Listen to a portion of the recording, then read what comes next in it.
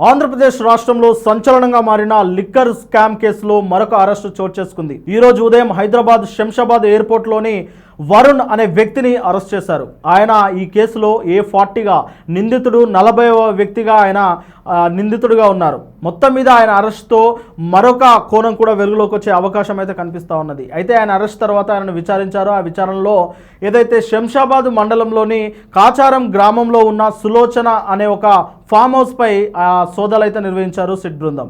ఈ సోదాలో దాదాపు 11 కోట్ల వరకు నగదు లభించినట్టు తెలుస్తూ ఉన్నది. మొత్తం ఆ 11 కోట్లు అనేది ఒక 12 పెట్టెల్లో ఉన్నట్లయితే ఆ పోలీసులు చెప్తా ఉన్నారు.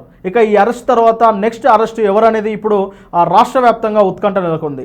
అయితే ఈ అరెస్టుల పర్వం చూస్తుంటే ఇది ఖచ్చితంగా మాజీ ముఖ్యమంత్రి జగన్ మెడకు ఉచ్చు బిగిసబోతుంది అనేది అయితే చాలా క్లియర్గా అర్థమవుతున్నది. ప్రధాన నిందితుడిగా ఉన్న రాజకేశ్ రెడ్డి అరెస్ట్ తర్వాత ఆయన వాంగ్మూలం మేరకు అయితే చాలా మందిని ఇప్పటివరకు విచారించారు. ఈ కేసులో ప్రధాన నిందితుడి నుంచి ఇప్పటివరకు నిందితుడు 40 వరకు ఆ నిందితులను అయితే చేర్చారు. అయితే ఇప్పటివరకు అయితే ఈ కేసులో జగన్ కానీ లేదంటే ఆయన సతీమణి భారతిని కానీ నిందితులుగా చేర్చలేదు. కానీ పక్కా సమాచారంతో వారిని ఈ కేసులోకి తీసుకొచ్చే అవకాశం అయితే కనిపిస్తున్నట్లు నిపుణులు కూడా అంచనాలు వేస్తూ ఉన్నారు.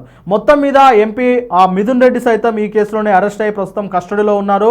ఇక ఈయనతో పాటు చాలా మందిని కూడా అరెస్ట్ చేశారు. అందులో ముఖ్యంగా చెప్పుకోవాలంటే జగన్ అనుచరులుగా చెప్పుకునే మాజీ కార్యదర్శిగా ఉన్న ధనంజయ రెడ్డి, అలాగే OSD కృష్ణమోహన్ రెడ్డి, ఆ తర్వాత భారతీ సిమెంట్లో శాశ్వత డైరెక్టర్గా ఉన్న గోవిందప్ప అరెస్టులతోటే ఖచ్చితంగా జగన్ చుట్టే ఈ అరెస్టుల పర్వం కొనసాగుతుంది అనేది అయితే అప్పటికే ఒక అంచనాకు వచ్చారు విశ్లేషకులు.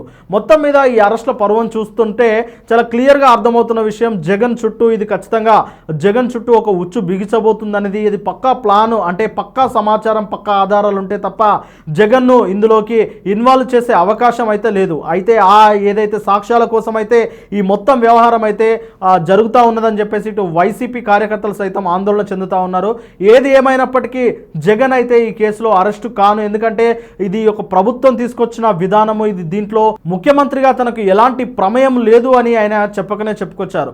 ఏదేమైనప్పటికీ ఇటు కూటమి ప్రభుత్వం అయితే ఈ కేసులు ఎక్కడ వీడడం లేదు. ఖచ్చితంగా దీన్ని ఒక ప్రత్యేకమైన అధికారుల కంటే సిట్కు అప్పగించింది. ఆ సిట్ అధికారులే ఈ మొత్తం వ్యవహారాన్ని అయితే చూస్తూ ఉన్నారు. ఈ కేసులో A1 నుంచి ఎంతవరకు అయితే అంతవరకు ఎంతమంది ఇన్వాల్వ్ అయినా వారందరినీ ఈ కేసులో నిందితులుగా చేర్చి పక్కా విచారించే అవకాశం అయితే కనిపిస్తూ ఉన్నది. ఇప్పటికైతే ఈ కేసు అయితే ఒక కొలిక్కి వచ్చిందని చెప్పవచ్చు. ఇప్పటికే చాలా మంది వరకు దాదాపు 13-14 మంది వరకు అయితే అరెస్టులు చేశారు. ఈ అరెస్టులు చేసిన తర్వాత వారి నుంచి ఆ సమాచారాన్ని అయితే రాబడుతున్నారు. మొత్తం 3200 కోట్ల ఆ కుంభకోణాన్ని ఏదైతే షెల్ కంపెనీలు పెట్టి దారి మళ్లించారు అని అభియోగాలు మోపుతున్న ఆ మొత్తం అమౌంట్ లాస్ట్ చివరి వరకు ఎక్కడి వరకు వెళ్ళింది చివరికి అనేదే ఈ మొత్తం విచారణలో తెలిసి రావాల్సింది. మరి ఈ విచారణల నేపథ్యంలో జగన్ వరకు ఎప్పుడు రాబోతుంది ఈ అరెస్టుల పర్వం అనేది అయితే ఇప్పుడు ఆంధ్రప్రదేశ్ రాష్ట్రంలో ఉత్కంఠ నెలకొంది.